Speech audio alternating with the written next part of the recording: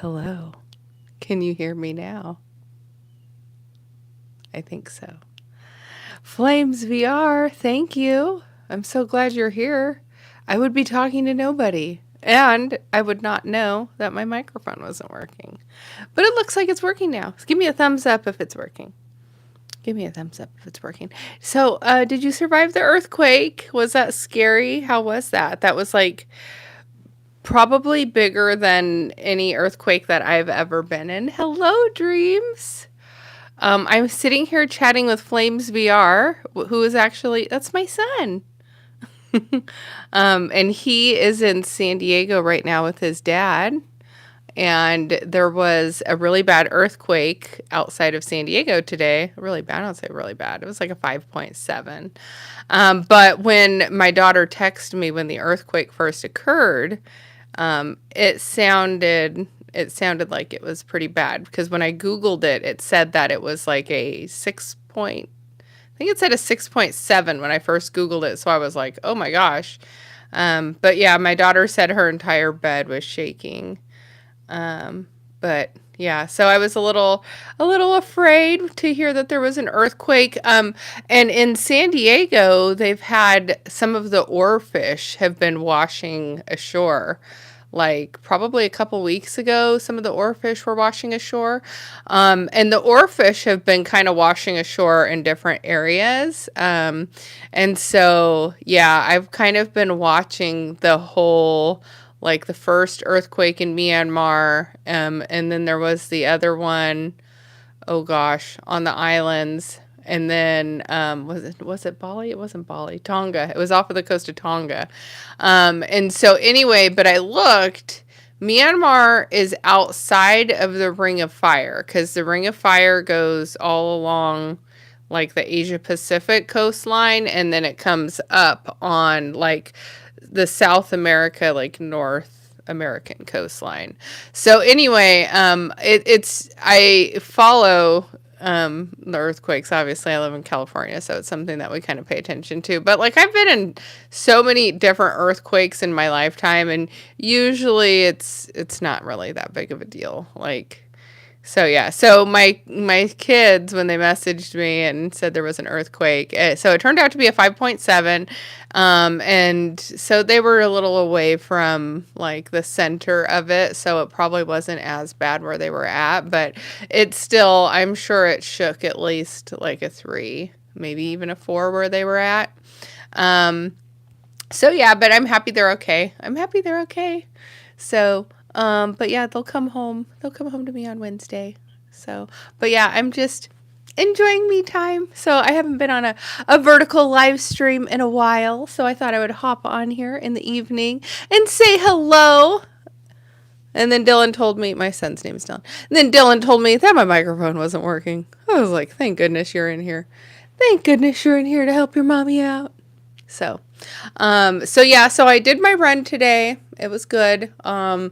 I'm trying to build up my endurance again because like 3 miles was kind of like before I quit drinking. 3 miles was kind of like the most I could do in a single run. And there were like, if I could go beyond that, it would maybe be 4, maybe 4.5. But I was dying if I ever hit 4 miles. So, thank you, Weston, for the sweet compliments. That's so nice of you. And so after I quit drinking alcohol, I almost immediately could run further. And I didn't drink every day. Like I was a weekend drinker where I live is just kind of socially acceptable to drink on the weekends. And so it was just kind of one of those things I did without really thinking about it. And now that I'm getting a little older, I want to be more cognizant of my health and taking care of myself and making sure I feel the best that I possibly can. And so alcohol was one of the first things I was like, well, I probably need to cut this out.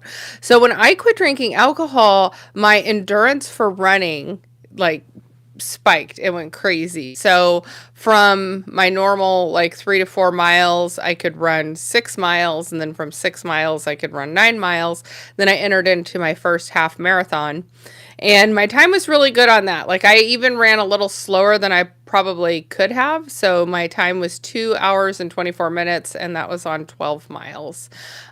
So now that I have done a race like that, that was super intense. And yeah, it was super intense. But there are things that I learned, such as not to start walking, because as soon as you start walking, your body does not want to run again. Like I was good running, and I went most of the half marathon without stopping my run. And so when I finally got to the point where I was like, I don't know, close to 8 or 9 miles in, I was like, I probably need to walk a little bit. Like, this is really far, this furthest I've ever run. And so I slowed down and started to walk. Well, then I still had like 3 more miles to go to cross the finish line. Um, and yeah, it was just really hard. Once I started walking, my body did not want to pick up that pace again. So for my full marathon, I know now I need to probably slow down my pace a little bit and try and continue to run the whole time, because once I stop the running, then it becomes almost impossible to continue running again. But that's like, I did cross country running in school growing up, but it's so different when you're doing a full marathon, or 26 miles is crazy. Like, that's absolutely crazy. So for Easter, what am I doing for Easter? I'm going to church on Easter. So there's a couple of different churches that I go to right now. One of them is more of a traditional church, and then one of them is a non-denominational church. The non-denominational church has like a big party, and they'll have like bounce houses and stuff like that. They always make it really fun. Sometimes they'll like throw balloons in the air. They really celebrate Easter because that's the day that Christ rose from the dead. So I'll definitely be going to church. I just don't know which church it's going to be yet. So if I don't go to the more modern church, I'll go to the more traditional church. But either way, I'll go to morning service. And then I have a couple of different brunches planned and some stuff at the clubhouse, the country club, with my family. So I'm getting my whole big family together. My brother has 5 kids, so he brings all of his kids and my kids, and they all like do Easter egg hunting and all that good stuff. We eat good food. It's a good time. It's a good time. But yeah, I sort of started to make Easter plans this year, because my Easter plans have always kind of evolved, where we have it and things like that. And so anyway, oops, sorry about that. Yeah, so I'm excited for Easter, though. I do have to admit, though, I have not been going to church as much this year as I have been the last couple years, and I'm a little ashamed of myself, because I feel better when I go to church. Like, it's not even like I have to go to church. Like, nobody in my family goes to church. My mom's never really been big into it. And hey, Blocky, I can't believe you're awake, friend. I'm just doing a little live stream on the vertical. Dream says he's allergic to alcohol. Every time he drinks it, you break out in handcuffs. Oh my gosh, Dreams, that was so funny. I'm so happy I read the rest of that. Oh, that's great. Oh, Blocky, get some rest. And everybody go follow Blocky. He does some live streams too. He's my buddy. So yeah, I'm excited for Easter, but I have not been as diligent about going to church. And so I'm a little, I need to go more, and I feel bad. I feel bad with myself because I don't feel like I'm spending as much time with God as I need to. It's funny because it's true. I'm going to plead the fifth on if I ever broke out into handcuffs while drinking. So, yeah, but I'm excited to spend Easter with my family. So, yeah, I let my brother do all the drinking now. He's got 5 kids. He's allowed to do the drinking now. Like, I always tell him though, I think he's got 2 more in him. Like, I just say that just kind of to poke him a little bit. I don't know. It would be really fun if he had if he had a couple more. Good night, Blocky. Rest well, friend. Yeah, so if you are new here, who was I chatting to? Weston, if you're here, if you're still here, you can give me a follow if you want. I live stream every day at 1 o'clock Pacific time. I usually am talking about crypto. But sometimes I'll talk about other stuff. You guys, I'm really down this weird rabbit hole on on like Oprah Winfrey. So so and tell us about the handcuffs. It'll be our secret. That's great. Yeah, maybe I will tell the handcuff story on here sometime. That would be good. Gosh, what was I talking about now? Now you got passive income. Now you got me all distracted.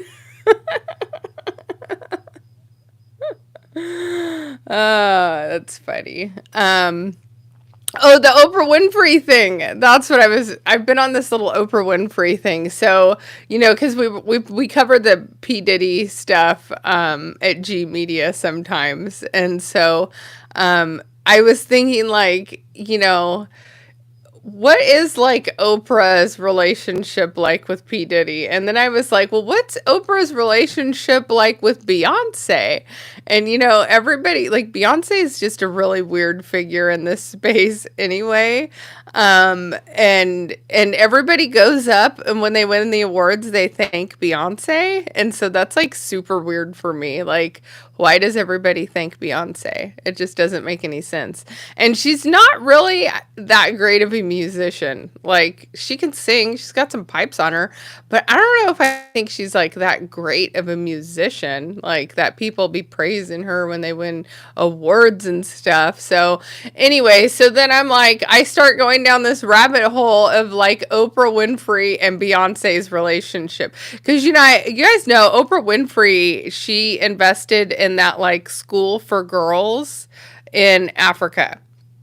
And so she built this like fancy institution that houses these girls that are like preteen through, 18. And there's been really weird stories of like girls being molested out there. And one of them, like, there was a baby that was found like unalived out there. And so then Oprah, just her as a person, she just kind of gives me the creepy vibes. And I don't know, like, if she's into weird, like, Hollywood cult satanic elitism, but it kind of seems like she is. So then I go down this whole rabbit hole of like the girls who went missing from her school and the fact that there's like babies being born out there, and are they like this factory? Is it like this factory? So anyway, I really went down a rabbit hole on Oprah Winfrey, but then when I looked at Beyonce and Oprah Winfrey, there are so many interviews with the two of them that I can't even like get to like what I'm trying to find there. And so anyway, yeah, I think it's all really interesting how it's connected, like how the Ellen DeGeneres set looks like Epstein Island. Like, I don't know, you guys. I go down these little rabbit holes, and so this is what I do. My kids are here, so now I'm down conspiracy theory rabbit hole about how Oprah Winfrey has this school for girls that is probably like baby making factory, and they're like siphoning adrenochrome. Guys, I need my kids to come home. My kids to come home. I have a very busy brain, so the reason I think I realized part of the reason that I would drink is because my brain is super busy, and my like my thoughts just become super consuming, and it can be with anything. Like, it can be about my job or a project I'm working on, or like a situation with my spouse, or like, am I going to be moving, or, and then I like add some OCD on top of this, and I clean all the time. It's like a constant state of like, doing laundry and doing all these things. And so I think that I used to drink alcohol to kind of dull that a little bit, kind of like numb the urges that I have because my brain will like literally spaz out on me. And so I've just had to find ways to kind of constructively channel that because if not, it can just I can be chaotic and I've never been one to like tailspin and be self-destructive. That's not in my nature because I think I'm a little too type A for that. But definitely high on like the OCD, occasional ADHD stuff. So I'll like start tasks and then like have 3 or 4 tasks going at once simultaneous and then like, they don't all get finished. But my house is super clean, so there's that. So, yeah. Yeah, and so then also that's where like the perfectionism comes with like the running marathons and oh, you're 8 years sober. I didn't know that. I think you've told me that before actually. Hold on real quick. I'm gonna go grab something. Yeah, being sober feels amazing. And so then after I got sober and I started running a lot, I set the goal to do the half marathon. And so here's my little half marathon medal that I got. So this is at Surfers Point in Ventura at the beach here in California. So, but it like distinctly says on this that it is a half marathon. So now I'm like, need to go get myself the full marathon because this isn't good enough for me. And so this is my type A side that comes out. Hold on just a minute.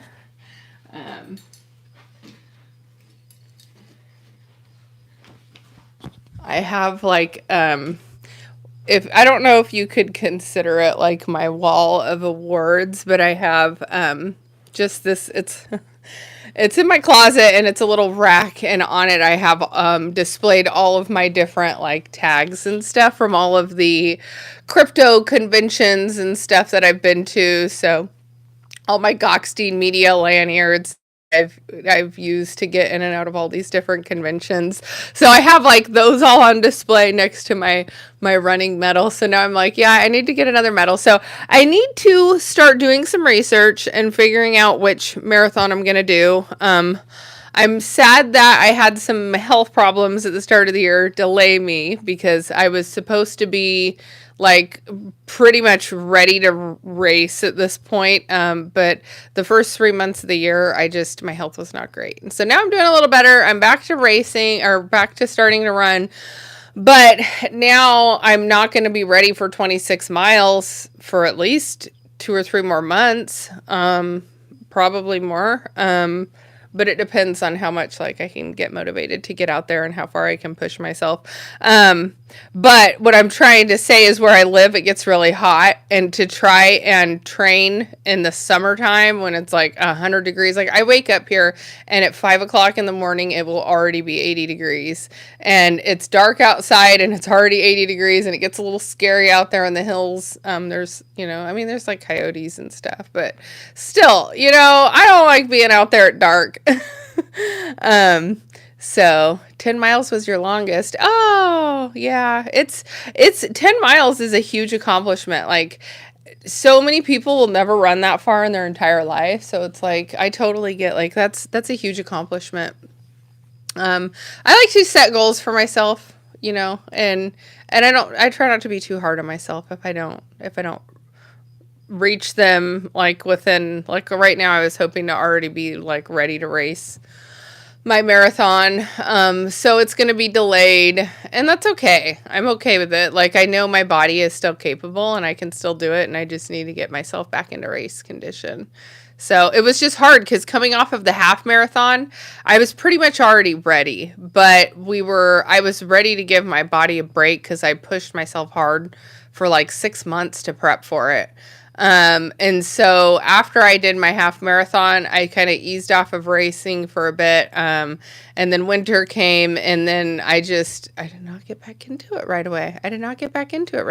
So I got to get my body back into race shape. We can do this though.